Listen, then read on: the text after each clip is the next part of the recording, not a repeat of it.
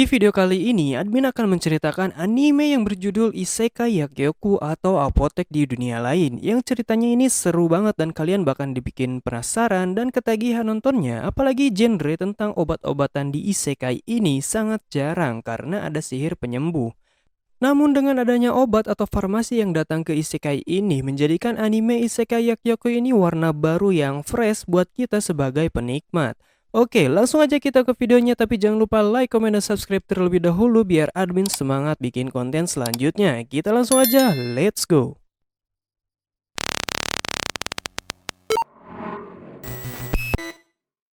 Bercerita tentang seorang profesor farmasi terbaik di dunia yang saat ini telah menemukan berbagai macam obat penyakit yang belum ditemukan sebelumnya. Namun si profesor yang bernama Yakutani ini selalu memaksakan dirinya untuk membuat obat demi orang lain sehingga dia tidak pernah bertemu pasien lagi.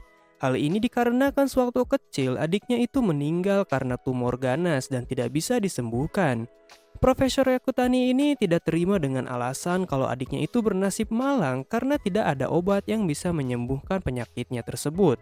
Jadi sejak saat itu dia selalu bekerja keras untuk membuat berbagai macam obat supaya bisa menyembuhkan banyak orang. Namun seiring berjalannya waktu, kesehatan si Profesor Yakutani ini juga tidak baik karena dia selalu memangkas waktu istirahatnya yang sangat singkat. Hingga akhirnya dia tewas ketika tertidur karena kelelahan. Tetapi ketika dia bangun, dia berada di tempat asing dengan seorang maid yang menjaganya. Profesor Yakutani di sini bingung kenapa dia ada di tubuh anak kecil yang bernama Pharma de Medicis. Si maid di sini panik karena tuannya mungkin hilang ingatan setelah tersambar petir hingga dia tidak sadarkan diri.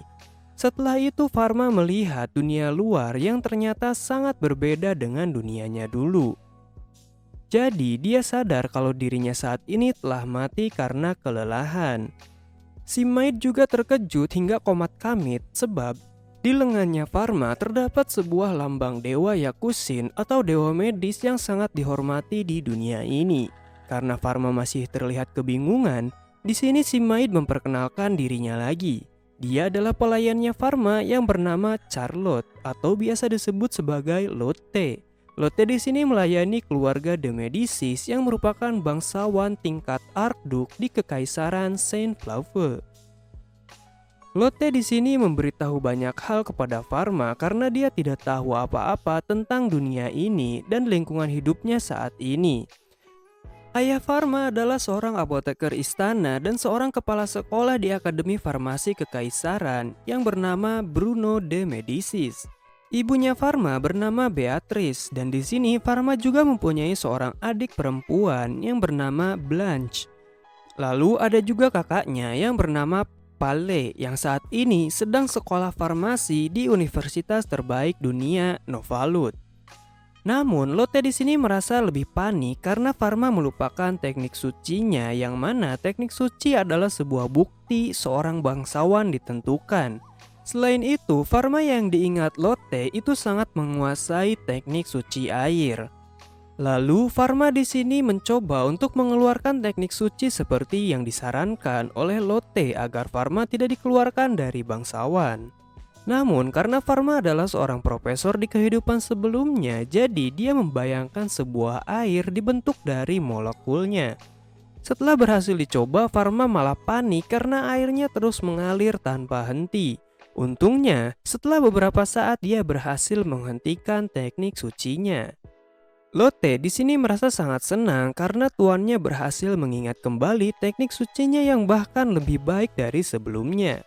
Ternyata selain air, Pharma juga bisa membuat hal lain seperti emas, natrium klorida, gula, dan yang lainnya. Intinya, Pharma di sini bisa membuat zat senyawa di tangan kirinya, dan di tangan kanan dia bisa menyelenyapkan zat tersebut. Pharma juga bisa mengingat semua buku yang ada di sini berkat ingatan dari Pharma yang dulu di sini. Hal ini dilakukan untuk mengingat kembali pelajaran tentang obat-obatan karena ayahnya suka menanyakan pengetahuan dari Pharma ketika selesai makan. Tetapi Pharma di sini mengetahui kalau teknik pengobatan yang ada di dunia ini masih menggunakan teknik abad pertengahan dan bukan modern.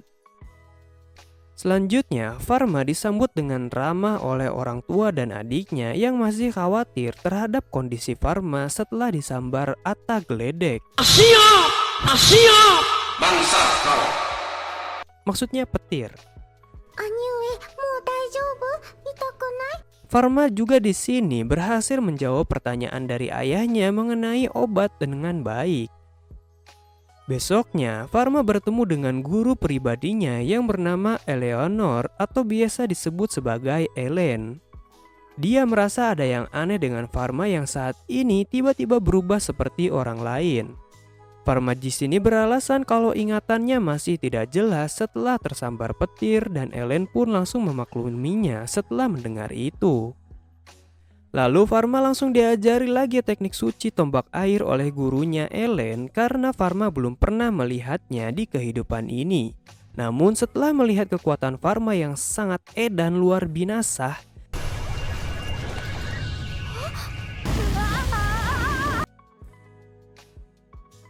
si Ellen ini malah kaget karena Pharma bisa menggunakan kekuatan suci tanpa rapalan. Terlebih lagi ketika kekuatannya diukur menggunakan tongkat suci malah melebihi limit dan mempunyai atribut positif negatif.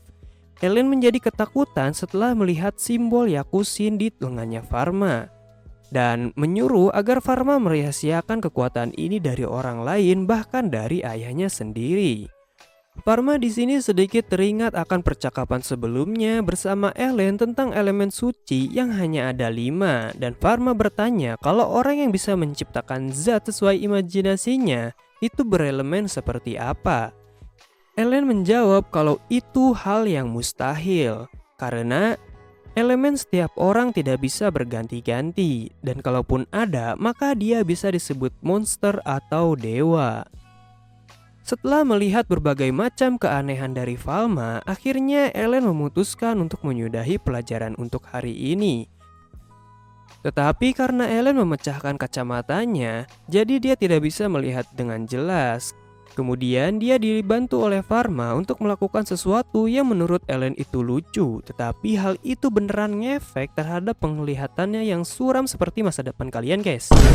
Tapi tanpa sengaja, Pharma di sini malah mendapatkan penglihatan penyakit orang lain dengan melakukan hal tersebut. Ellen merasa aneh karena Pharma bisa tahu tangannya sakit padahal tidak dia perban. Terlebih lagi, Pharma berhasil menganalisis cara pengobatannya dan berhasil merubah warna penyakit tersebut ketika benar cara mengobatinya. Ellen menjadi sangat ketakutan lagi karena hal ini. Sebab hal ini sama saja dengan mata dewa Yakusin yang tidak mungkin dimiliki manusia. Puncaknya, Ellen kabur sambil berjanji kalau dia tidak akan menyebarkan informasi ini kepada siapapun setelah melihat kalau Pharma tidak memiliki bayangan di tubuhnya.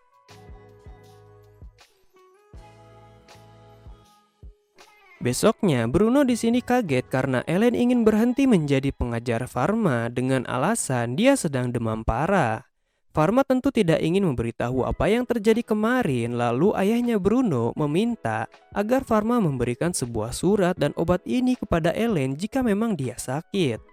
Pharma di sini memodifikasi obat tersebut untuk meningkatkan efeknya agar demam yang diderita Ellen bisa cepat sembuh karena ramuan milik ayahnya tidak lebih hanya sebatas minuman nutrisi saja. Ellen yang terlalu parno kepada Pharma malah menggunakan baju zirah lengkap ketika Pharma mendatanginya. Pikiran Ellen juga sangat negatif thinking ketika Pharma membawa ramuan obat penyembuh. Namun Pharma di sini hanya berniat baik dan mengatakan kalau dia tidak ingin Ellen berhenti menjadi gurunya. sebab Farma masih tidak tahu tentang teknik suci yang sebenarnya. Lalu Farma juga memberikan sebuah resep obat yang berbeda dari ayahnya dan juga salep untuk tangannya Ellen.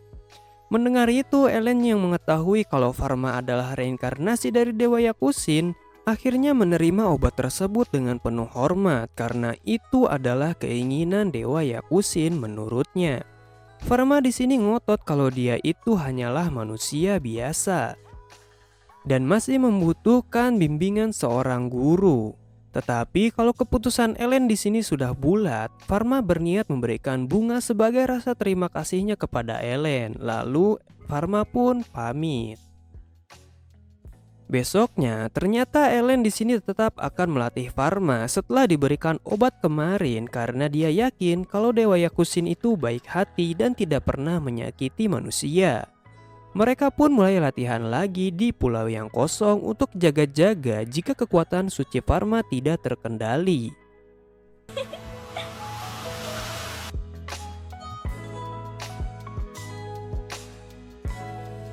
Setelah itu, Farma mengamati keadaan sekitar kediamannya dan mulai menulis berbagai macam resep untuk penyakit para bawahannya yang bisa dia lihat melalui mata dewa. Hal ini dilakukan agar Farma bisa berguna di dunia ini dan tidak diketakuti oleh orang-orang karena memiliki kekuatan yang tidak umum. Setelah itu, Farma membuat berbagai macam obat untuk diberikan kepada bawahannya yang tadi telah dianalisis penyakitnya.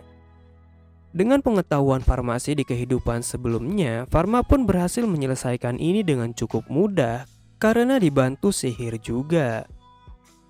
Lalu Farma pun membagikan obat tersebut bersama Lotte kepada semua orang. Lotte di sini bahkan sampai menangis karena telah diberikan obat oleh Farma untuk penyakit di tangannya. Semua orang juga merasa senang karena biasanya rakyat jelata atau para bawahan tidak pernah mendapatkan obat dari apoteker sebab harganya sangat mahal dan tidak terjangkau.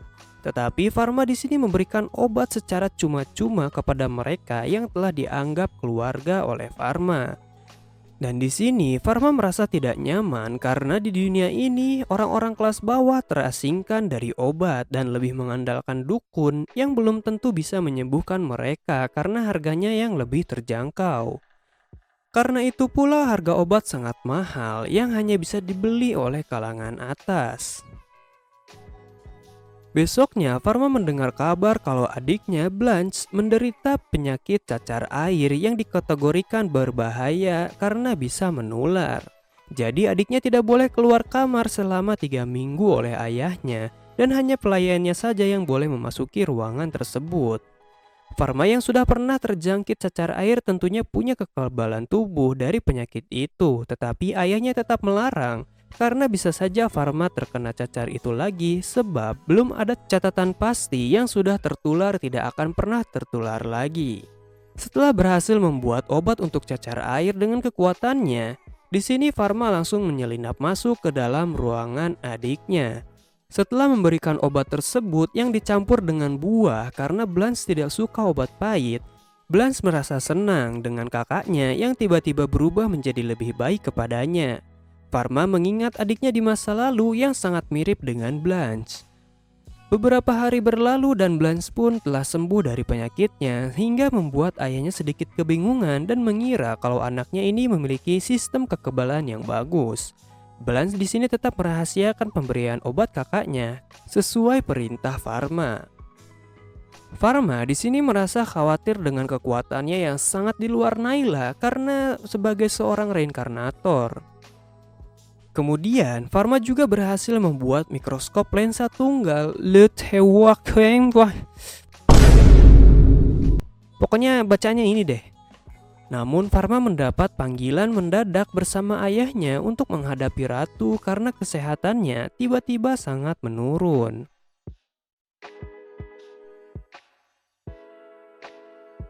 Sesampainya di istana, ternyata banyak orang yang telah hadir karena kondisi ratu yang sudah sangat memprihatinkan. Farma di sini merasa sangat terkejut karena teknik pengobatan di dunia ini masih mengandalkan rasi bintang yang sangat jadul. Ratu Elizabeth II telah didiagnosis tidak bisa disembuhkan hingga ajal menjemputnya. Mendengar itu, Farma di sini tidak bisa diam saja. Melihat semua orang sudah menyerah dengan keadaan ratu, apalagi setelah melihat anaknya yang masih kecil menangis di hadapan ibunya.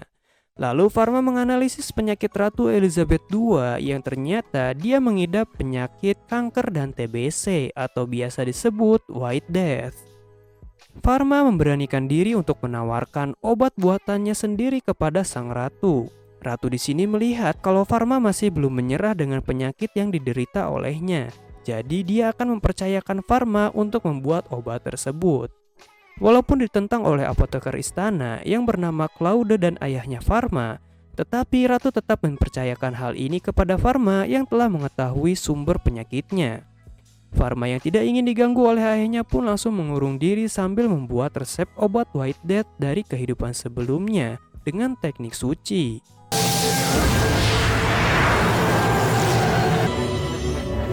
Tetapi ayahnya langsung menerobos masuk karena dia masih belum menerima apa yang sedang Farma lakukan. Karena menurut ayahnya, penyakit White Death itu tidak ada obatnya. Farma sedikit terkejut karena ayahnya ini mengetahui kalau penyakit ratu adalah White Death dan dia memuji ayahnya karena dia adalah ahli farmasi yang hebat. Tetapi ayahnya menyerang Farma karena dia masih tidak yakin dengan obat yang sedang Farma buat. Namun, alangkah terkejutnya Bruno melihat Farma bisa menggunakan sihir tanpa rapalan dan terdapat simbol suci di bahunya. Setelah dibicarakan baik-baik, akhirnya Bruno menyadari kalau Farma itu menerima wahyu dari Dewa Yakusin. Jadi dia akan mempercayakan obat ini kepada Farma untuk ratu sebagai bentuk tanggung jawab farmasi dari Farma.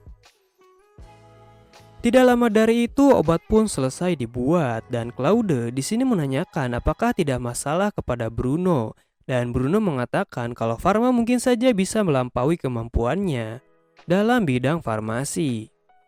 Farma di sini menjelaskan sedikit terlebih dahulu tentang penyakit White Death yang disebabkan oleh makhluk mikroorganisme yaitu bakteri, di mana bakteri ini tidak bisa dilihat secara mata telanjang dan harus menggunakan alat bantu mikroskop. Semua orang terkejut setelah melihat ada makhluk seperti cacing yang tidak bisa dilihat oleh mata mereka secara langsung. Mendengar penjelasan itu, Ratu di sini yakin akan perkataan Farma dan mereka pun meminum obat tersebut. Farma juga berpesan kalau mulai dari hari ini selama 6 bulan ke depan, Yang Mulia Ratu harus rutin meminum obat ini tepat di hadapan Farma. Karena penyakit White Death memang semematikan itu. Semua orang terkejut mendengar Farma yang mengatakan kalau penyakit ini sudah tidak boleh ditakuti lagi. Sebab jika obat baru ini berhasil, maka penyakit White Death berhasil diatasi. Saat perjalanan pulang, Bruno yakin kalau anaknya Farma yang saat ini bukanlah Farma yang dia kenal dulu. Sebab Farma dulu itu ceroboh dan Bruno juga tidak mengetahui apa yang ada di pikiran anaknya waktu kecil. Sesampainya di rumah, Farma juga memberikan obat yang sama dengan Ratu kepada ayahnya karena ayahnya juga terjangkit penyakit White Death akibat tertular dari Ratu sebab ayahnya selalu berada di dekat Ratu ketika merawatnya. Bruno di sini mengira kalau ini adalah berkah dari Dewa Yakusin untuk anaknya yang telah bersikap berbeda. Tetapi Farma di sini mengatakan kalau dia masih perlu banyak belajar sebagai apoteker pemula karena wawasannya masih kecil dan sempit. Jadi Farma ingin menaungi dunia obat-obatan bersama ayahnya dan terus maju untuk peradaban yang lebih sehat. 3 bulan telah berlalu setelah itu dan Farma bersama ayahnya selalu bertukar informasi mengenai pengembangan obat-obatan di dunia ini. Bahkan obat dari Farma ingin dipatenkan oleh Universitas Novalut. Tetapi karena Farma menggunakan berkahnya untuk membuat obat itu, jadi dia meminta jangan dipublikasikan terlebih dahulu karena nantinya dia sendiri yang akan mempublikasikan caranya untuk menggunakan bahan yang bisa disiapkan oleh siapapun. Setelah itu Farma pamit untuk menemui Ratu dan mengobatinya. Tapi ayahnya di sini khawatir kalau akan ada orang yang ingin menyingkirkan Farma karena semua kemampuannya bisa dibilang itu kelainan. Sebab dulu ada seseorang kenalan Bruno yang telah menjadi ahli farmasi jahat yang selalu melakukan hal berbahaya dengan eksperimen manusia. Sesampainya di istana, Farma disambut oleh Pangeran Noah yang mengatakan kalau Farma akan diberikan hadiah oleh ratu karena dia adalah penyelamatnya. Tetapi Farma tidak menginginkan itu semua. Pangeran Noah di sini mengatakan kalau Farma harusnya memiliki 1 atau 2 impian yang ingin dilakukannya di masa depan. Mendengar itu, Farma mengatakan kalau dia mungkin ingin membuat sebuah apotek untuk semua orang tanpa memandang status atau kasta dengan harga jual yang sangat murah agar bisa menyelamatkan lebih banyak orang lagi. Yang Mulia Ratu di sini sangat berterima kasih kepada Farma karena dengan obat barunya yang sangat berkhasiat ini, dia jadi bisa pulih perlahan. Ratu juga mengatakan kalau waktu itu dia sudah hilang harapan dan putus asa karena semua orang mengira dia akan mati. Tetapi kata-kata dari Farma bisa menyulutkan api harapan di dalam hatinya untuk bisa bangkit dengan obat baru ini. Farma merasa tersanjung dengan pujian dari Ratu, namun Farma juga mengatakan kalau manusia itu selalu melangkah maju ke depan menuju kematiannya. Dan sang ratu juga tidak boleh merasa down setelah merasa tidak berdaya atau tidak berguna akibat penyakit karena masih banyak orang yang mendukungnya, terutama anak-anak ratu dan juga warga kekaisaran. Ratu yang telah merasakan ujung kematian yang sangat dekat tetapi berhasil bangkit lagi seharusnya bisa melakukan hal yang lebih baik lagi ke depannya. Hal ini dikatakan karena Farma adalah orang yang telah mati tetapi diberikan kesempatan di kehidupan kedua ini. Jadi dia akan menjadi lebih baik untuk kehidupan kali ini. Setelah Yang Mulia Ratu sembuh dari White Death, ayah Farma Bruno mendapatkan hadiah sebuah wilayah yaitu Marseille, di mana tempat itu terkenal kaya akan tanaman herbal. Farma di sini tidak menyangka karena dia sendiri dipanggil oleh ratu dan diangkat menjadi ahli farmasi kerajaan yang resmi di usianya yang sangat muda. Ditambah lagi, Farma juga diizinkan untuk mendirikan apotek di ibu kota kekaisaran. Tidak lama dari itu, Farma langsung disuruh untuk membuat apotek segera karena para tukang bangunan terbaik di kekaisaran sudah diperintahkan oleh ratu agar bisa membantu Farma untuk membuat apotek impiannya.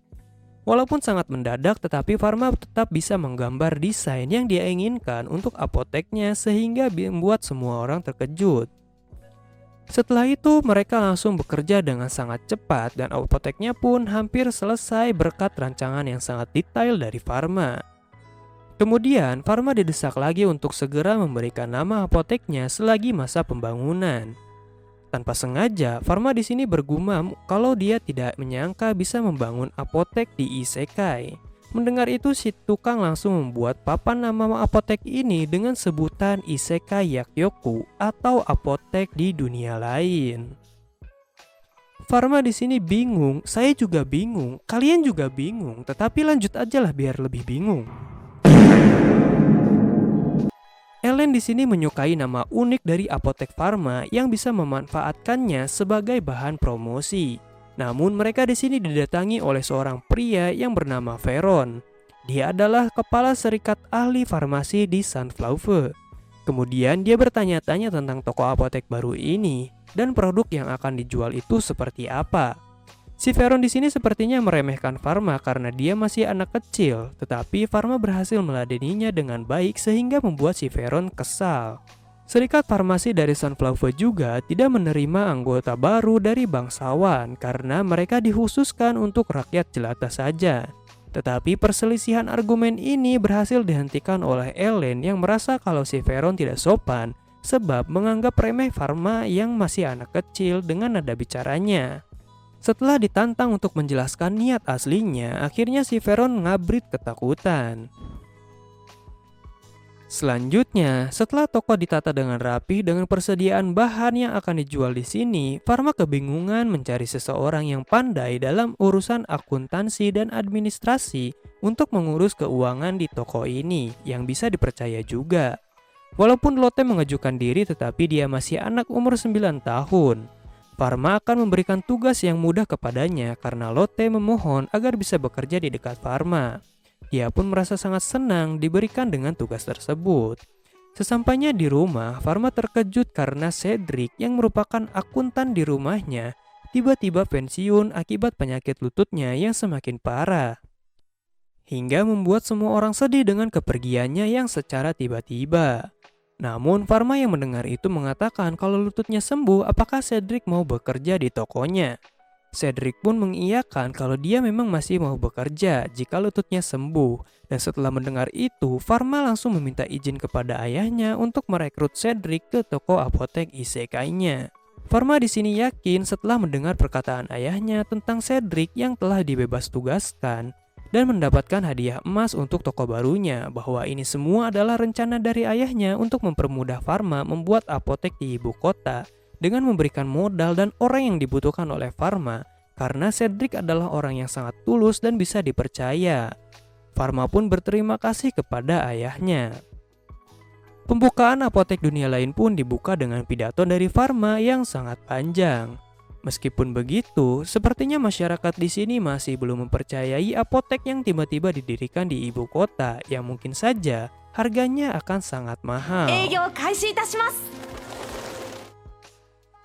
Benar saja, setelah 1 bulan dibuka, orang-orang tidak berani masuk ke dalam apotek isekai ini. Ternyata alasan kenapa para penduduk tidak memasuki apotek ini berdasarkan masalah-masalah sederhana saja ketika Lotte mengumpulkan angket dari pandangan masyarakat mengenai apotek ini, di mana mereka takut akan bangsawan dan pemiliknya juga masih seorang anak kecil. Selain itu, para masyarakat juga tidak bisa membaca, jadi mereka takut akan harga obat yang sangat mahal. Mendengar itu, Pharma akhirnya mulai memiliki secercah harapan untuk mengembangkan apotek ini supaya para masyarakat tidak takut dan bisa berobat di sini dengan mudah. Meskipun begitu, ternyata apotek ini memiliki satu pelanggan tetap dari seorang kakek yang bernama Jean yang selalu memberi permen laut dan meminum air dari teknik suci Pharma. Setelahnya, ada ibu dan ayahnya Pharma yang datang dengan menyamar, tetapi samarannya langsung terbongkar oleh Pharma. Mereka di sini ingin melihat-lihat toko yang telah dibuat oleh anaknya, di mana di lantai pertama dipenuhi hasil produk obat-obatan yang telah diproduksi untuk dijual. Di lantai kedua adalah ruangan untuk istirahat dan merawat pasien yang lengkap dengan kamar mandinya. Lantai 3 adalah ruangan istirahat bagi para karyawan. Dan di lantai 4 adalah tempat laboratorium untuk Pharma mengembangkan obat-obatannya. Karena masih belum ada pelanggan, jadi ibu Pharma di sini menyarankan agar menjual kosmetik untuk bangsawan terlebih dahulu. Dan jika sudah terkenal, pasti akan lebih banyak orang yang menginginkannya juga. Tetapi ayahnya berkata jangan sampai memakai bedak putih, karena itu bisa membuat orang cepat meninggal. Bahkan mereka rela berulang kali membuang darah untuk mendapatkan kulit yang putih, dan menurut Bruno itu sangatlah bodoh untuk dilakukan. Pharma di sini kagum kepada Bruno karena bisa mengetahui bedak pemutih itu mengandung logam berbahaya jika dipakai secara terus-menerus menurut pengamatannya. Pharma juga yang dulu pernah melakukan pengecekan barang kosmetik untuk keamanannya pun akan menerima saran dari ibunya untuk menjual kosmetik yang aman. Namun tiba-tiba mereka dikejutkan ada seseorang yang meminta tolong untuk mengecek majikannya yang pingsan secara tiba-tiba. Setelah diperiksa oleh Pharma, ternyata wanita ini mengalami infeksi akibat kebanyakan mengeluarkan darah melalui pembuluh darahnya. Dan wanita yang bernama Chloe, putri dari Marquis de Chatillon, ini tidak bisa berhenti memakai bedak itu agar orang yang disukainya tidak menjauh. Sebab pria itu menyukai wanita berkulit putih.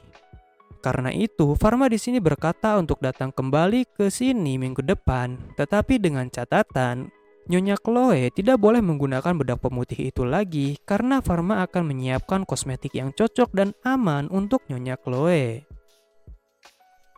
Selanjutnya, Pharma mencoba produk kosmetik itu ke wajahnya sehingga kelihatan seperti badut saking putihnya. Tetapi dengan ini seharusnya dia bisa menyempurnakan produk ini untuk Nyonya Chloe karena menggunakan bahan-bahan yang sangat aman. Berbeda dengan bedak pemutih yang mengandung racun sehingga dapat merusak jaringan saraf dan ginjal, jadi dia berniat akan memberitahu Ratu tentang bahaya bedak pemutih ini. Nyonya Chloe datang sesuai janji kemarin dan dia langsung mencoba produk baru dari Pharma yang ternyata hasilnya sangat bagus. Selain itu, manfaat dari kosmetik ini juga menghalau sinar UV agar kulit tidak terbakar. Nyonya Chloe di sini merasa sangat bahagia dan senang dengan produk ini. Lotte pun merasa sangat senang dengan hasil ini karena tuannya bisa membantu permasalahan orang lain dengan sangat baik. Setelah itu, produk kosmetik ini menjadi sangat populer di kalangan wanita karena dipakai oleh bangsawan dan hasilnya sangat bagus. Dan yang lebih penting, harganya sangat murah juga yang bisa dijangkau oleh masyarakat kalangan bawah. Selain itu, produk lain selain kosmetik dan pelayanan toko juga mulai menjadi perbincangan hangat oleh orang-orang karena harganya lebih murah. Tetapi karena kewalahan dengan pesanan membludak ini, Nyonya Chloe menyarankan untuk membuka cabang baru perusahaan khusus kosmetik yang akan dibiayai olehnya. Karena Nyonya Chloe adalah bangsawan pedagang Chatillon, jadi Cedric sangat menyarankan untuk membuka toko baru. Setelah disetujui, tidak lama dari itu cabang dari apotek kosmetik Pharma jadi dengan waktu yang sangat singkat. Para karyawannya juga adalah orang-orang apoteker pilihan yang mempunyai pengalaman dan berwawasan luas. Meskipun beberapa dari mereka telah pensiun setelah melahirkan, tetapi mereka sangat senang dengan pekerjaan ini karena telah kehilangan pekerjaannya. Selanjutnya, hasil dari angket kedua dari Lotte ternyata sangat positif sehingga membuat semua orang sangat senang dengan hasil ini. Pharma juga memberikan produk kosmetik ini kepada Ratu dengan produk lainnya yang akan segera liris, yaitu kilap bibir kesehatan. Pharma juga berterima kasih kepada Ratu karena telah mengeluarkan peraturan baru mengenai bedak pemutih yang sangat berbahaya. Tetapi karena itu pula, Ratu tidak ingin hanya apotek Pharma yang memiliki produk pemutih itu. Jadi Pharma akan memberikan resepnya kepada kekaisaran dan kekaisaranlah yang akan menyebarkan produk itu. Dan yang mulia Ratu juga ingin agar Pharma menaikkan harga produknya sebab produknya ini terlalu murah sehingga bisa mematikan usaha orang lain. Dan terakhir, Ratu ingin agar Pharma selalu membawakan produk baru ke hadapannya terlebih dahulu sebelum diriliskan kepada orang lain. Selanjutnya, Pharma berkunjung ke wilayah yang telah diberikan Ratu kepada ayahnya, yaitu Marsiere. Tempat ini adalah penyuplai tanaman paling besar di Kekaisaran dan juga merupakan jalur perdagangan yang terkenal untuk memasuki Kekaisaran Sunflower. Bisa dikatakan wilayah ini sangatlah makmur dan berlimpah sumber dayanya. Lalu Pharma menuju ke laut untuk bermain bersama adiknya dan yang lainnya. Tetapi di sini Pharma malah mengingat adiknya yang dulu yang sangat menyukai laut. Dan karena adiknya masih berusia dini, jadi dia tidak boleh berenang di sana. Akhirnya, Pharma yang dulu membuat janji kalau tahun depan mungkin saja adiknya bisa ikut berenang. Namun pada akhirnya janji tersebut tidak pernah bisa dilaksanakan sebab adiknya didiagnosis sakit parah sehingga harus dioperasi. Karena tidak bisa diobati, alhasil adiknya pun meninggal dan membuat Pharma dulu sangat sedih hingga sekarang. Adiknya yang sekarang memohon untuk bisa bermain air di pinggiran pantai bersama Lotte dan Ellen. Tetapi tidak lama dari itu Pharma malah mendengar kalau adiknya Blanche malah terhanyut bersama arus, jadi dia langsung mencoba menolongnya bersama Ellen. Karena tidak tergapai, Pharma yang tidak ingin kehilangan adik perempuannya di kehidupan ini juga tanpa sadar menggunakan kekuatannya untuk menghilangkan air laut hingga kering. Ellen di sini terkejut dengan kekuatan Pharma, dan dia belum pernah mendengar ada kekuatan yang bisa menghilangkan zat dengan teknik suci karena teknik suci negatif hanya bisa mengurangi zat saja. Tetapi meskipun begitu, Ellen di sini tidak takut lagi kepada Pharma karena dengan kekuatannya dia bisa menyelamatkan adiknya yaitu Blanche. Pharma awalnya sempat takut kalau mereka semua akan menjauhinya sebab memiliki kekuatan di luar Nurul. Tetapi akhirnya dia bisa bersyukur karena bisa menyelamatkan adiknya di dunia ini. Namun sesampainya di rumah, Pharma masih kepikiran kalau sampai saat itu dia salah sedikit saja. Mungkin dia bisa menghilangkan Ellen dan Blanche dengan kekuatannya karena tubuh manusia itu sebagian besar berisi air. Pharma juga sepertinya salah paham dengan Lotte yang ketakutan siang tadi. Ternyata Lotte di sini ketakutan karena dia membiarkan dirinya lengah dan Blanche terbawa arus, bukan karena teknik suci Pharma yang menurutnya sangat luar biasa hebatnya. Pharma di sini juga tidak mempermasalahkan dari kecerobohan Lotte, tetapi dia juga tidak ingin kehilangan Lotte yang sama berharganya dengan Blanche sebagai anggota keluarga. Lotte pun terharu dan merasa sangat berterima kasih kepada Pharma. Di sisi lain, pihak gereja di sini menerima laporan kalau ada anak yatim yang melihat kejadian air laut dihilangkan oleh seseorang anak tanpa bayangan. Dan setelah dicek oleh pengurusnya, memang ada tanda-tanda bekas teknik suci yang sangat tidak normal. Kemudian, pihak gereja Kuil Agung ini memerintahkan untuk mengumpulkan semua uskup agar mencari anak tersebut karena dia memiliki kelainan, jadi dia harus dimusnahkan. Toko apotek isekai ini menjadi sangat ramai dari hari ke hari, tetapi Pharma menerima tamu yang memakai jubah putih yang melihatnya sebagai monster. Kemudian Pharma dan yang lainnya pun mulai membahas dua orang berjubah tadi yang sepertinya sangat mencurigakan. Pharma juga akan membicarakan hal ini dengan para penjaga gerbang untuk jaga-jaga jika terjadi sesuatu. Namun besoknya apotek isekai malah diserang oleh kuda yang membawa banyak tumpukan tanah. Kejadian ini membuat ayah Pharma sangat marah karena mereka berani macam-macam dengan keluarga De Medicis. Pharma di sini akan mencari informasi tentang para pelaku yang mungkin saja dia ketahui. Ayahnya juga menyuruh bawahannya untuk segera menyelidiki hal ini secara lebih lanjut. Kondisi di dalam apotek juga memprihatinkan karena sangat berantakan. Tetapi banyak juga yang membantu Pharma untuk memulihkan kembali apotek ini karena telah banyak berjasa bagi semua orang. Pharma merasa sangat senang dengan bantuan yang diberikan oleh semua orang. Dan untuk sisa obat yang masih bisa dipakai akan dipindahkan ke cabang kosmetik supaya jika ada orang yang butuh obat itu, maka Pharma tinggal memberikan resepnya saja ke sana. Namun tiba-tiba ada seorang wanita yang meminta tolong kepada Pharma karena ayahnya tiba-tiba pingsan. Karena Pharma bisa menyerahkan kegiatan bersih-bersih ini kepada orang lain, maka dia pun pergi bersama wanita tersebut. Namun setelah sampai di lokasi yang ditunjukkan wanita itu, Pharma malah dikepung oleh pasukan Kuil Agung yang ingin memusnahkan kelainan dari Pharma yang tidak memiliki bayangan dan dapat menghilangkan air laut. Pharma kembali mengingat tentang orang-orang dari Kuil Agung yang diceritakan oleh Ellen. Mereka memiliki kekuatan untuk bisa menyingkirkan Archduke, bahkan bisa berselisih dengan Ratu, yang artinya kekuatan mereka di atas kekaisaran. Terlebih ada orang yang sangat terkenal dan kejam, yaitu Biro Pengadil dari Kuil Agung yang memakai teknik suci untuk membasmi roh jahat dan kesesatan. Biro Pengadil itu bernama Solomon.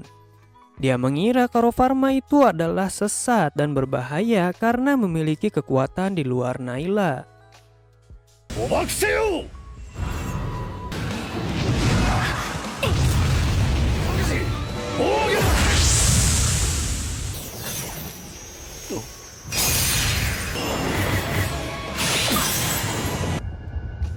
もうやめにしないか。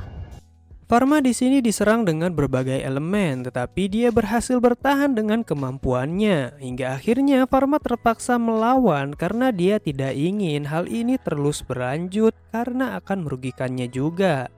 Tetapi setelah mereka tumbang dan melihat kalau Pharma mengeluarkan cahaya biru, ditambah lagi dia memiliki lambang Dewa Yakusin.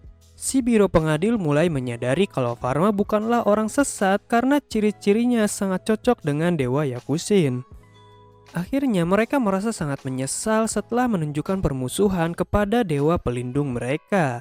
Dan ketika Solomon akan bunuh diri untuk menebus dosanya, Pharma pun menghentikannya. Dan karena tadi Solomon jatuh dari kuda, dia pun mengalami patah tulang yang cukup serius di lututnya. Setelah memeriksa dengan mata dewa, Pharma pun mengetahui kalau luka ini bisa disembuhkan tanpa harus diamputasi. Meskipun begitu, Pharma tidak bisa melakukan operasi, jadi dia masih sedikit ragu karena dia adalah apoteker, bukan seorang dokter spesialis operasi. Tetapi karena Pharma tidak bisa membiarkannya begitu saja, akhirnya dia melakukan semua yang dia bisa untuk menyelamatkan Solomon. Karena Pharma dulu pernah melakukan operasi untuk binatang, jadi Pharma memiliki kemampuan untuk membedah dan dia berusaha untuk melakukan operasi semaksimal mungkin. Setelah selesai melakukan pertolongan pertama, Biro Keadilan Solomon berhasil melewati masa kritis dan semua orang berterima kasih untuk kemurahan hati Pharma yang dianggap dewa walaupun awalnya mereka berniat menyerang Pharma. Namun Pharma hanya ingin kejadian ini menjadi rahasia dan dia juga tidak ingin membiarkan orang sakit di depannya. Jadi saat ini dia hanya berperan sebagai apoteker dan dokter yang ingin melihat pasiennya sehat kembali. Beberapa bulan kemudian, si kepala pendeta baru, Solomon, yang baru naik pangkat telah sehat total dan mengunjungi apotek isekai sambil membawa cemilan manis dan tongkat sihir baru untuk Pharma sebagai bentuk terima kasihnya. Tongkat ini juga bukanlah tongkat biasa karena ini salah satu harta karun kuil dewa pelindung, yaitu tongkat dewa farmasi yang memiliki kemampuan di luar Nurul seperti Pharma karena fungsinya sangat bermanfaat dan kuat.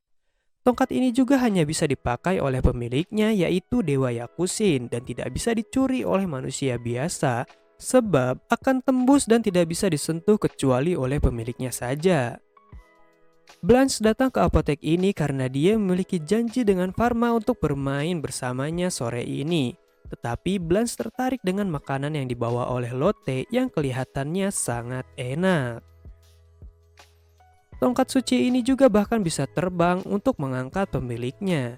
Jadi Solomon dengan yakin mengatakan kalau Pharma adalah orang yang sangat cocok untuk tongkat ini. Kuil Agung juga tidak akan mengganggu Pharma lagi. Pharma juga akan mendapatkan artefak lain untuk menahan kekuatan sucinya, supaya Pharma bisa memiliki sebuah bayangan. Dengan ini dia tidak akan merasa khawatir lagi jika pergi keluar siang-siang. Pharma merasa sangat senang dengan semua pemberian ini, lalu dia pergi bersama Lotte dan Blanche untuk belanja. Di perjalanan Pharma mulai memikirkan karyawan baru karena masalahnya dengan kuil agung telah selesai. Tetapi dia kesulitan mencari kandidat karena sangat minim orang yang bisa dipercaya. Tanpa sengaja, Pharma melihat apoteker yang di bawah naungan serikat apoteker untuk rakyat biasa. Tetapi mereka tidak bisa menjual obat buatan apotek isekai sebab produknya belum diakui oleh serikat apoteker. Apalagi hanya ada satu serikat di kekaisaran, jadi apoteker rakyat jelata tidak boleh menentang aturan tersebut. Setelah pulang, Pharma yang kepikiran akan hal tadi pun ingin membuat serikat baru untuk apoteker rakyat jelata supaya bisa bergabung dengan apotek isekai dan bisa menjual produk obat-obatan baru di sini. Dan hal ini akan dibantu oleh Ellen dan Cedric. Di sisi lain terdapat pria yang siang tadi terlihat panik karena anaknya sakit parah. Serikat apoteker di sini mengadakan rapat karena mereka tidak senang dengan kedatangan apotek isekai yang semakin hari semakin maju. Mereka mengira kalau Pharma menerima dukungan dari ayahnya yang memiliki pangkat Archduke dan disegani di istana. Jadi si ketua guild mengeluarkan aturan baru untuk tidak mendekati apotek itu dan memikirkan cara agar bisa mengembalikan pelanggan walaupun harus menghancurkan apotek isekai tersebut. Kemungkinan yang menyerang apotek itu menggunakan kereta kuda adalah si ketua guild Veron. Dan jika ada anggota yang melanggar dan mendekati apotek isekai itu, maka surat izin usahanya akan dicabut dan dikeluarkan dari serikat ini. Orang di guild ini mendatangi dokter di ibu kota untuk mengobati putrinya, tetapi karena tutup, Pharma yang kebetulan lewat menawarkan bantuannya. Dan karena terdesak dengan keadaan anaknya yang semakin buruk, maka dia menerima tawaran dari Pharma. Pria ini juga mengira kalau rakyat jelata sepertinya diperlakukan beda karena memasuki apotek dari pintu lain, yang menandakan dia tidak pantas lewat pintu depan. Namun, alasan sebenarnya dari Pharma yaitu untuk mencegah para pelanggan lain tertular dari penyakit, jadi Pharma lewat pintu belakang. Pria ini terkagum dengan cara Pharma memeriksa pasien dengan sangat teliti dan penuh perhitungan yang sangat berbeda dengan apotek kerajaan biasanya yang tidak memikirkan detail yang kecil dan bisa saja menimbulkan efek samping nantinya. Setelah diketahui penyakitnya, Pharma berkata kalau anak yang bernama Marie ini hanya mengalami demam parah biasa dan tidak terjangkit penyakit berbahaya lainnya. Si ayah pun tidak percaya, tetapi setelah diberikan penjelasan yang cukup rinci dan mudah dipahami, jadi dia pun mulai mengerti. Ayahnya sedikit terkejut karena Pharma menggunakan teknik suci dengan mata dewa. Pharma pun memberikan sebuah obat yang cocok untuk penyakit anaknya yang harus dihirup bukan untuk ditelan agar mengarah langsung ke pernapasannya.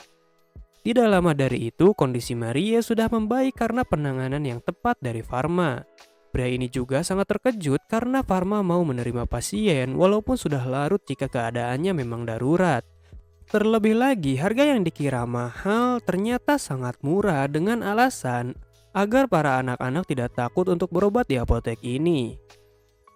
Setelah mendengar itu, dia menjadi sangat kagum dan tersanjung dengan kinerja dari apotek isekai ini, bahkan sampai begadang untuk belajar lebih dalam lagi mengenai obat-obatan karena dia merasa tidak ada apa-apanya dibanding dengan Pharma yang sangat luar biasa.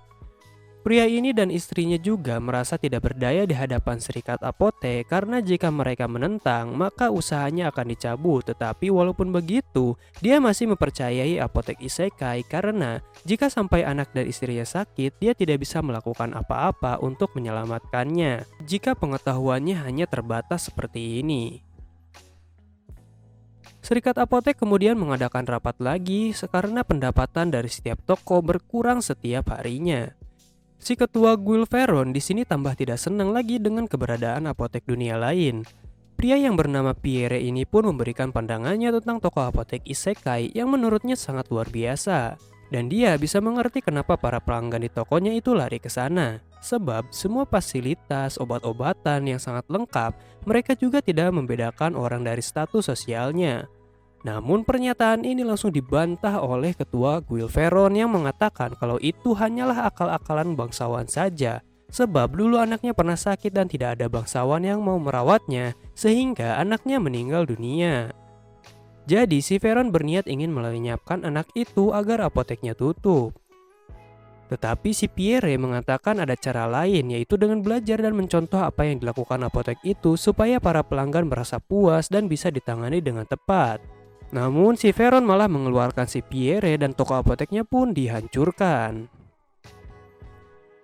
Pharma yang melihat itu langsung bertanya apa yang terjadi. Setelah diceritakan, di sini Pharma menawarkan Pierre untuk masuk ke serikat guildnya yang baru-baru ini disetujui oleh Ratu Elizabeth II. Pierre yang sudah putus asa karena mengira hidupnya telah berakhir di kerajaan ini pun langsung memiliki sebuah harapan yang amat indah. Tidak lama dari itu, setelah belajar dari Pharma dan persiapan tokonya telah beres ditata rapi untuk menjual dagangan yang sama dengan apotek isekai setelah menjalin kerjasama. Meskipun Pierre ragu kalau para pelanggan tidak akan datang, tetapi keluarganya menyemangati Pierre dan akhirnya dia sangat terharu karena para pelanggan sudah antri di depan pintu tokonya. Selanjutnya, Bruno di sini bermimpi tentang masa lalunya bersama teman yang telah tersesat karena melakukan eksperimen terhadap manusia berulang kali. Dia bernama Camus yang selalu mengatakan kebenaran dari dunia ini yang telah dia lihat. Ayah Pharma mendapatkan berita kalau kakaknya yang bernama Pale akan terlambat pulang ke rumah ini karena ada sesuatu yang harus dilakukan terlebih dahulu. Lotte di sini memberitahu kalau kakak Pharma itu sangat pintar karena bisa bersekolah di Akademi Novalut yang merupakan lembaga penelitian terbaik di dunia saat ini. Bruno sepertinya ingin memberitahu Pharma tentang sesuatu, jadi dia meminta agar Pharma datang ke ruangannya setelah ini. Yang ternyata dia ingin memberitahu Pharma kalau bulan depan akan ada pekan raya Saint Flauve yang akan dia gelar oleh para saudagar pedagang dari berbagai negeri ke ibu kota kekaisaran. Tetapi Bruno menerima laporan juga dari Pale kalau terdapat sesuatu penyakit aneh di negeri tetangga yang telah menelan 1000 korban lebih. Ketika sedang diinvestigasi untuk membawa sampel dari Universitas Novalut, mereka malah terkena juga dan akhirnya meninggal.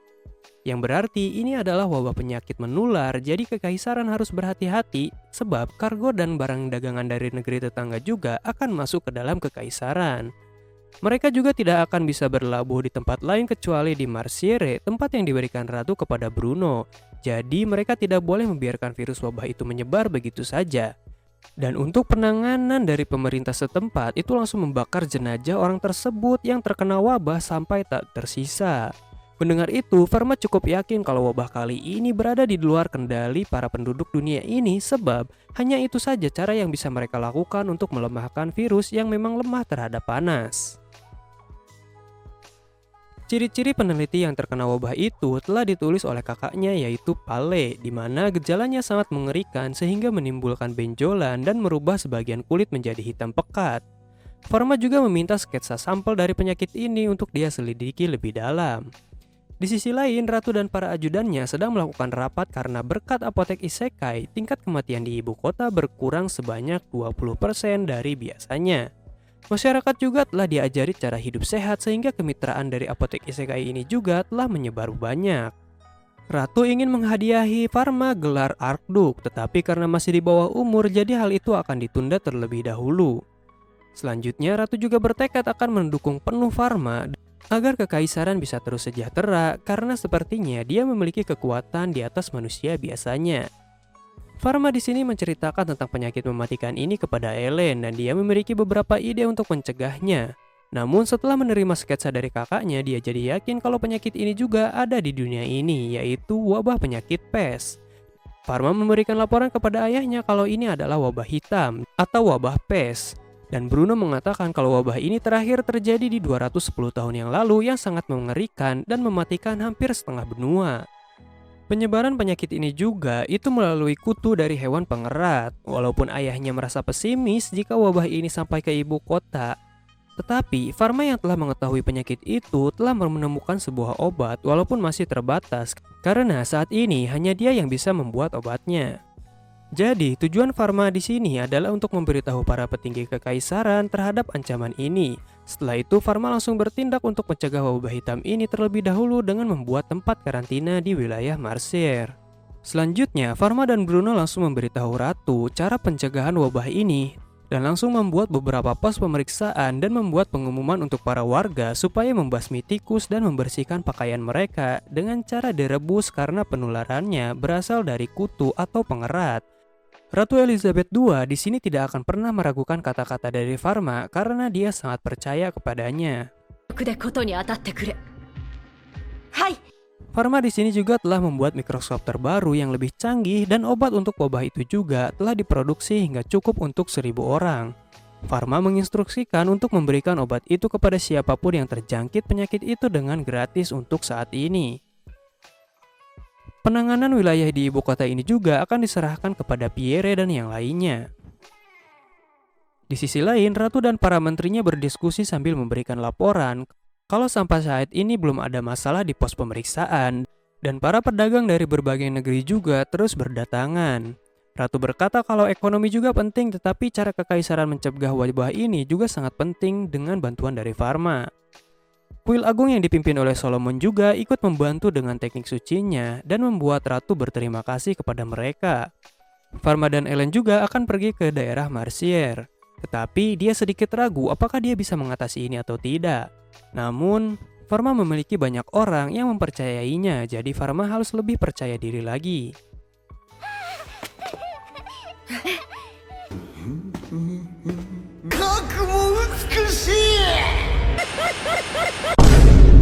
Saat tiba setelah sekian lamanya di wilayah Marseille, di sini Farma bertekad akan mencegah wabah hitam itu bagaimanapun caranya.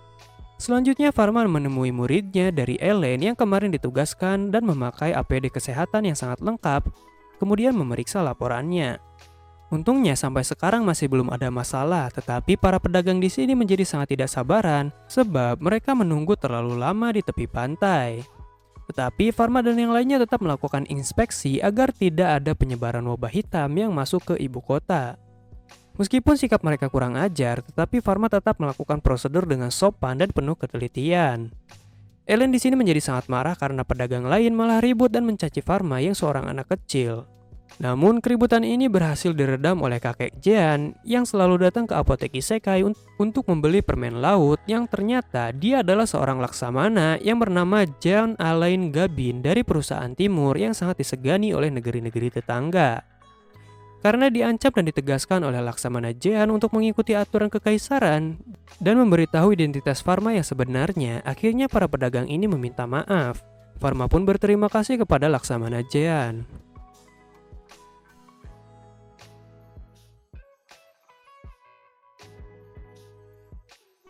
Tetapi yang ditakutkan oleh Pharma dan yang lainnya terjadi sebab ada pedagang yang masuk secara ilegal di daerah desa terdekat pelabuhan. Akibatnya, banyak warga desa yang sakit demam parah bahkan sampai ada yang meninggal. Tanpa basa-basi, di sini Pharma akan pergi ke desa itu dan inspeksi di pelabuhan ini akan diserahkan kepada Ellen dan yang lainnya. Pharma pun langsung terbang menggunakan kekuatan tongkat sihirnya.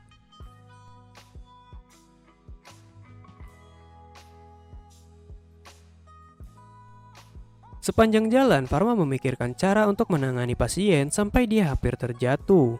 Untungnya dengan kekuatan tongkatnya, Pharma tidak menabrak pohon besar itu di depannya dan menembusnya. Setelah sampai di desa tersebut, Pharma langsung menghadang para warga yang akan pergi dari desa sebab banyak orang yang telah meninggal.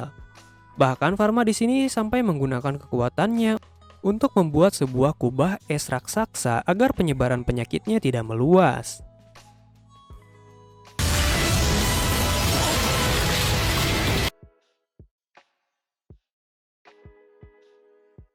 Pharma di sini memperkenalkan dirinya dan berkata dia telah membawa obat untuk para warga desa yang telah terkena penyakit wabah hitam, dan jika mereka menolak untuk kembali, maka Pharma tidak bisa menyelamatkan mereka.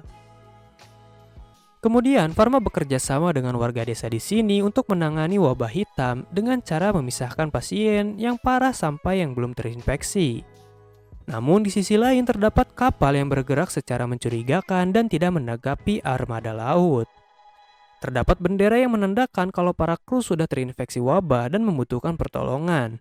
Tetapi semua krunya telah tewas akibat wabah tersebut. Jadi Laksamana Jehan di sini tidak punya pilihan lagi untuk menenggelamkan kapal karena bisa saja mereka juga ikut tertular wabah hitam tersebut sebab para tenaga medis saat ini sedang berjuang di pelabuhan untuk memeriksa banyak orang. Laksamana Jehan di sini teringat akan kebaikan Pharma yang ingin menyembuhkan banyak orang dari wabah hitam. Tetapi karena mereka tidak sabaran dan tidak mengikuti instruksi, jadi Laksamana Jehan harus menenggelamkan kapal tersebut tanpa sisa sedikit pun.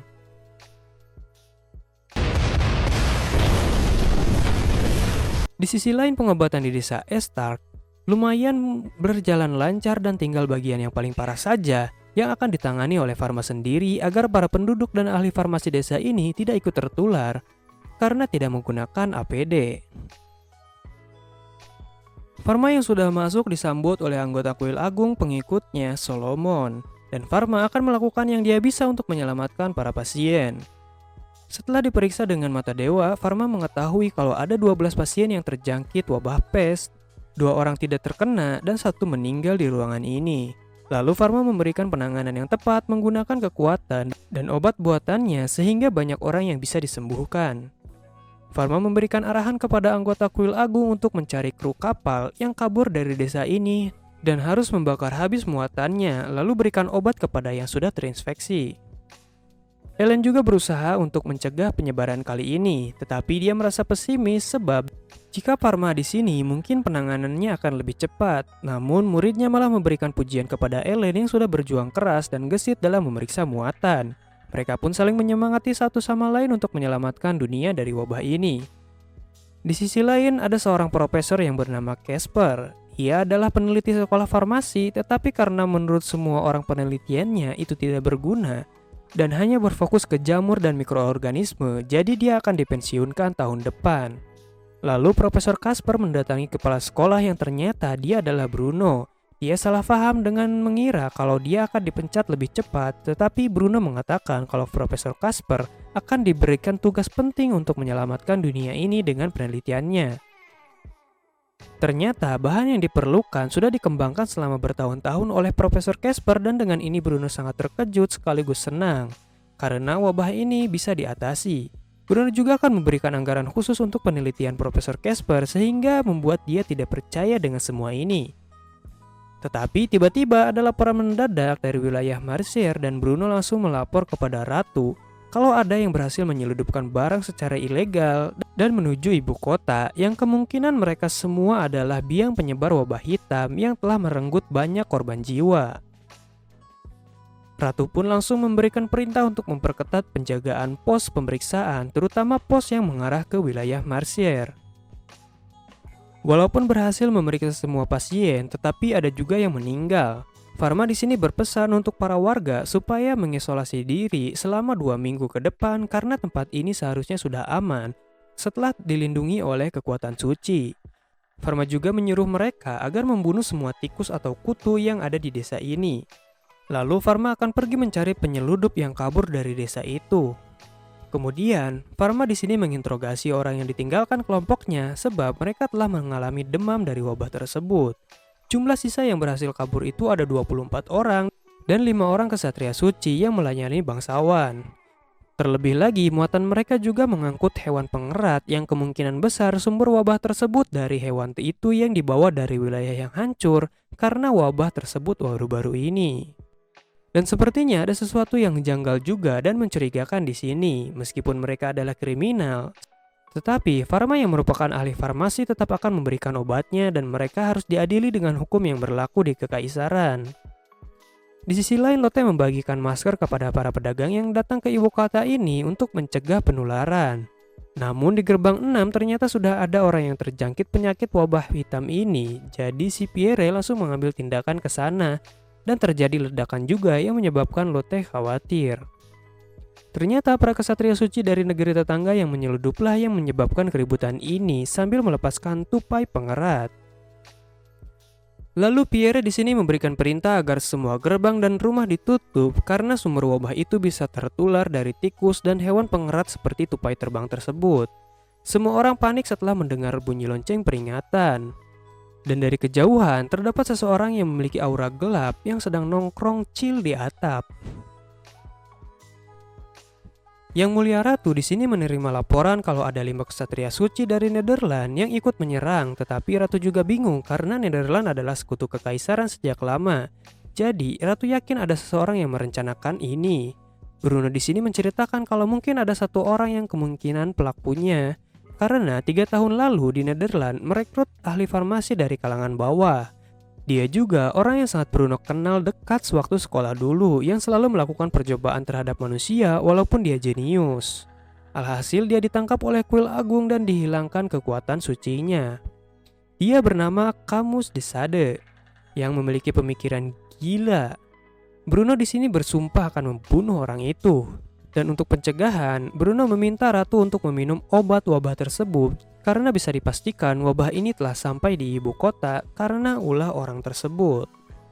Para kesatria suci dari Nederland berhasil diatasi oleh para pendeta kuil Solomon dengan mudah.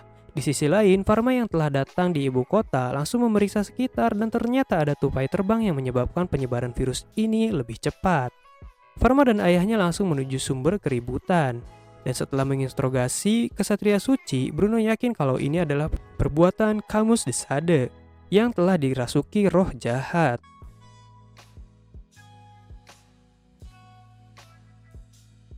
Lotte di sini merasa tidak bisa tinggal diam dan ingin membantu, tetapi karena loncengnya telah berhenti yang menandakan kekacauan ini berakhir, Lotte pun ingin pergi ke apotek Isekai untuk memeriksa keadaan. Farma di sini melihat ada bayangan hitam pekat yang berada di atas apotek Isekai. Bruno memerintahkan untuk terus membuncikan loncengnya karena Camus berada di ibu kota untuk melihat hasil eksperimen wabahnya. Lotte yang mengira Farma ada di sini langsung menuju ke dalam dengan polosnya, walaupun Cedric merasa ada yang aneh karena loncengnya dibunyikan lagi. Dan benar saja, Camus berada di sana dan menikam Cedric dan Lotte. Farma pun masuk untuk memeriksa keadaan bersama ayahnya. Sementara Farma merawat Cedric dan Lotte, di sini Bruno melawan Camus dengan kekuatannya.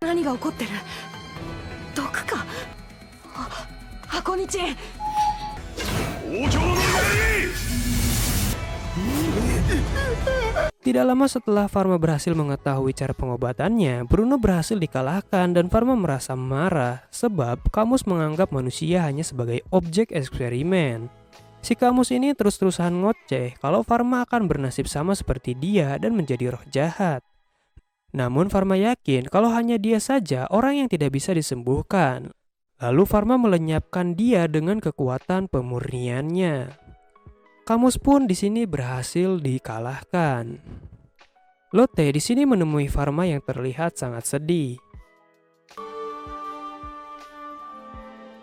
Penyebaran wabah hitam pun berhasil diberhentikan, tetapi kekaisaran masih siap siaga jika ada wabah yang berhasil lolos. Meskipun begitu, banyak juga orang yang tidak lolos dari kematian. Berkat penelitian dari Profesor Casper yang sangat baik, kekaisaran juga terus mengembangkan obat-obatan vaksin untuk penyakit menular. Hingga puncaknya 2 bulan kemudian, tepat setelah wabah penyakit diumumkan musnah, Pekan Raya Seinflaupe pun dilanjutkan. Apotek Isekai pun hari ini mulai buka lagi yang telah ditunggu oleh banyak orang. Dan film pun berakhir guys untuk season satunya.